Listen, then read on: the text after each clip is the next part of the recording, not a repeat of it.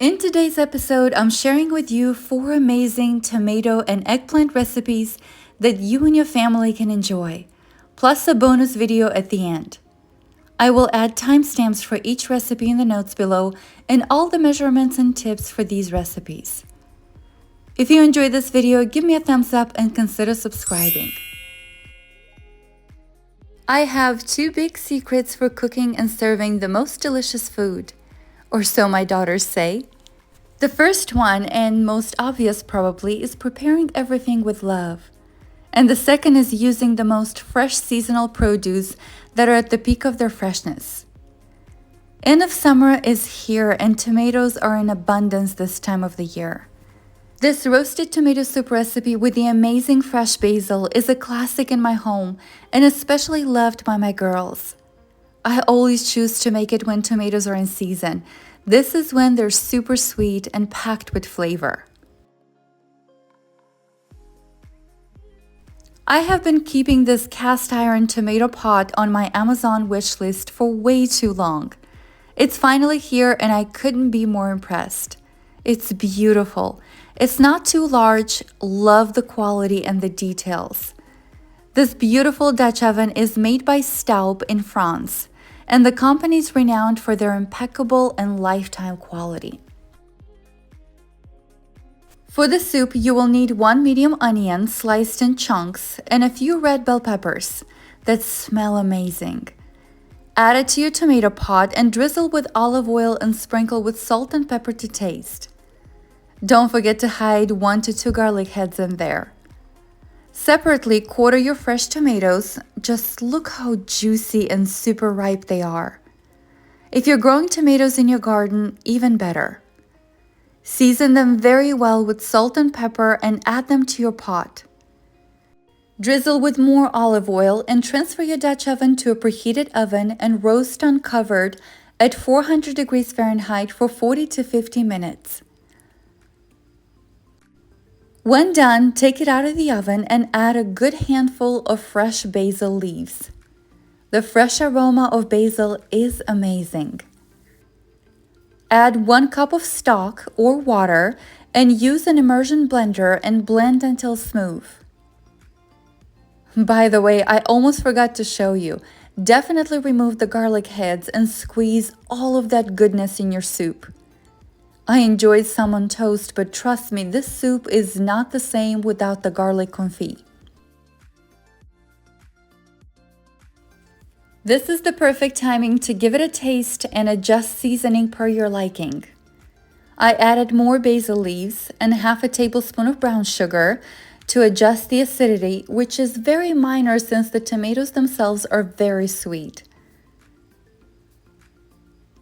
Another seasoning I love to add is this chili lime, just to give it that extra boost of flavor.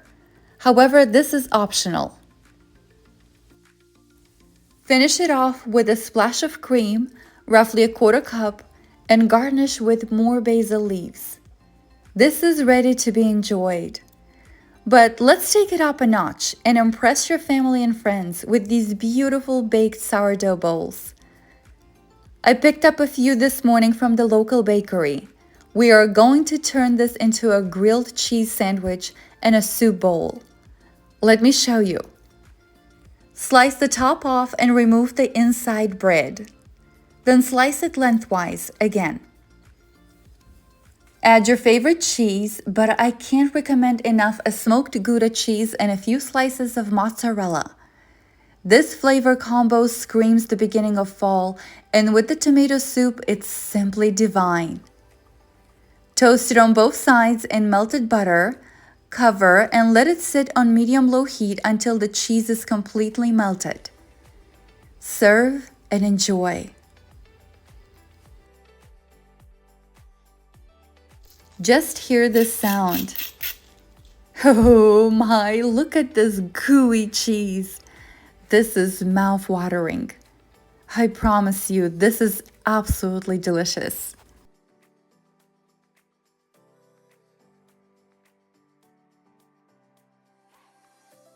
Another summer appetizer that I absolutely love is this roasted eggplant and red peppers that's perfect on toast. In a large roasting pan lined with parchment paper, add your pre-washed eggplants and bell peppers. Add 1 garlic head and sprinkle generously with salt and pepper and drizzle a good glug of olive oil. These colors are so beautiful. Transfer to a 425 Fahrenheit preheated oven and roast for 1 hour until they're soft and fully cooked. Meanwhile, thinly chop 1 large onion and shred 3 to 4 medium carrots. Transfer to a preheated skillet with 4 tablespoons of olive oil and saute on medium-low heat, stirring occasionally until soft and golden. Halfway through your baking, flip your vegetables on the other side for even roasting. If your bell peppers are cooked sooner, take them out. When done, take them out of the oven and let them cool at room temperature. Meanwhile, dice 3 to 4 ripe tomatoes, and once your onions are translucent, mix them together. Add 2 bay leaves, season with salt and pepper and a little sugar to taste, and let it cook on low heat for a few minutes while you're working on your baked vegetables. Once cooled, remove the skin and dice the eggplants into small cubes. You can also use a fork to mash them into the desired consistency. Follow the same process for the bell peppers. Add the diced veggies to the pan and squish the garlic confit. This smells fantastic. Cook covered on low heat for 10 to 15 minutes, stirring constantly. You can keep your leftovers in the fridge in an airtight closed container for up to 7 days. It is best served warm but can be enjoyed as a cold spread and dip with crackers or bread. I love serving it on toast with ricotta or burrata cheese.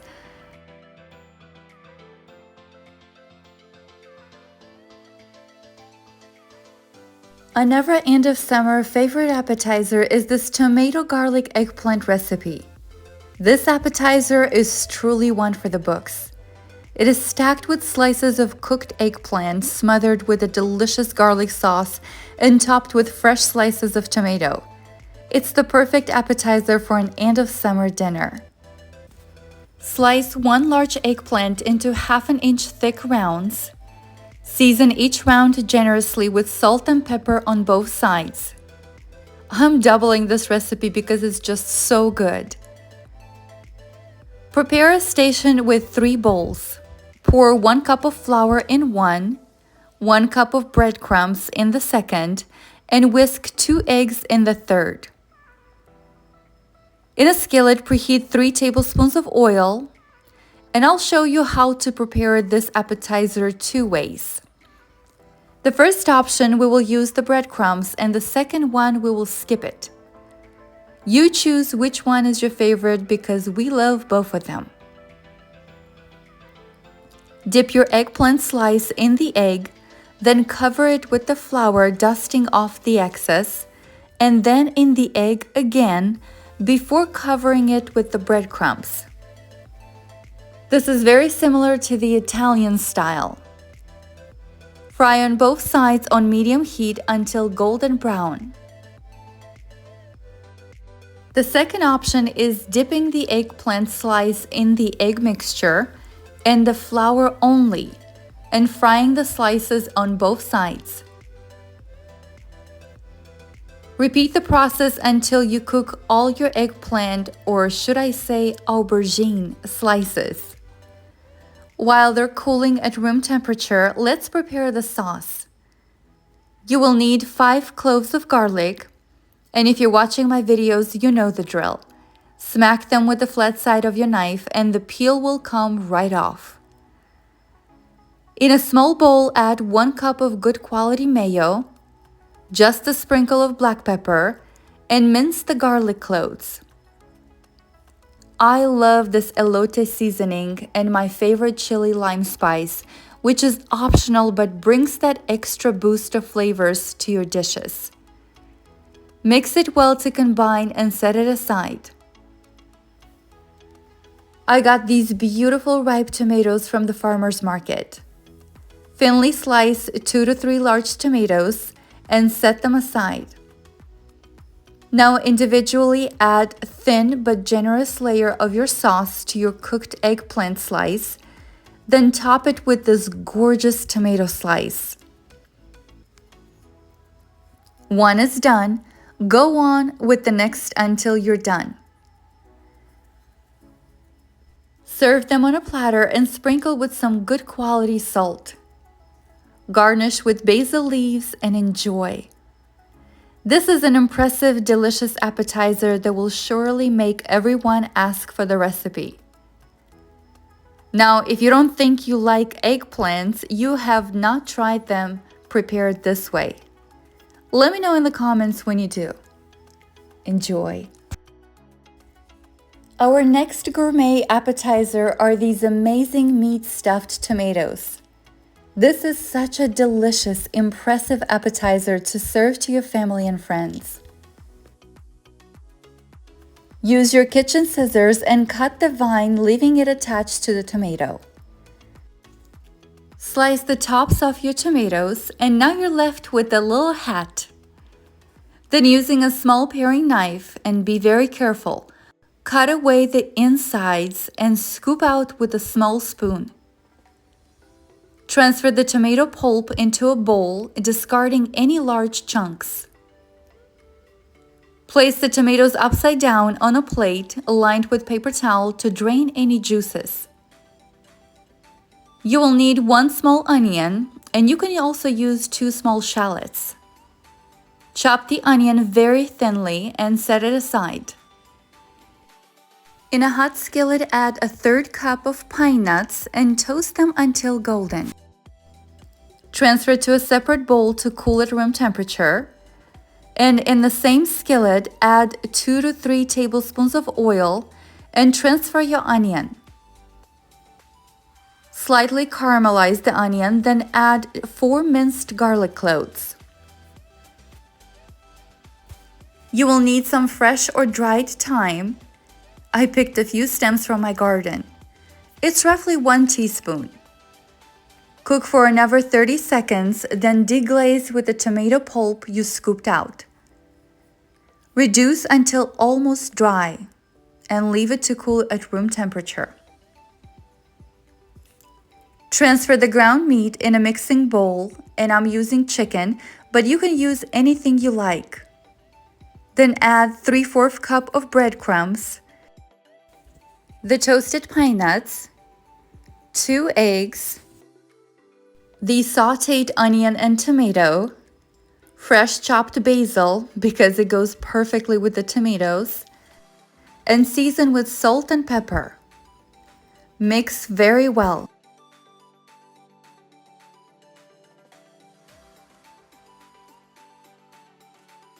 Add a little salt in each tomato, then using a spoon, scoop out some of the stuffing and fill each tomato, plus 1 extra third above the cut. Drizzle with a little bit of olive oil and bake at 350 degrees Fahrenheit for 15 minutes. Then add the little hats and bake another 10 to 15 minutes. Leave to rest for 10 to 20 minutes before serving. And enjoy. This is such a beautiful, full of flavor appetizer. It will surely impress everyone.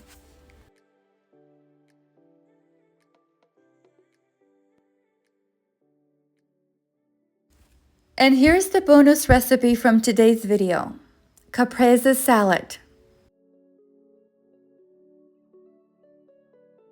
I have these gorgeous heirloom tomatoes from the farmer's market. I sliced them and arranged them on this beautiful platter.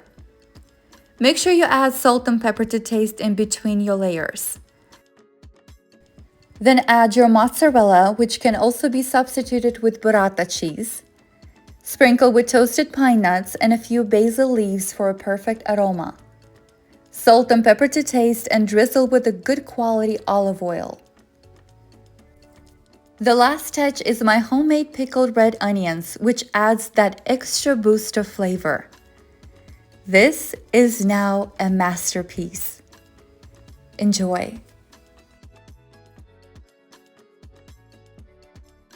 I hope you loved today's video and all of these end of summer recipes. Give me a thumbs up and consider subscribing before you leave. Also, let me know in the comments if you'd like to see more recipes like these. Enjoy. See you next time.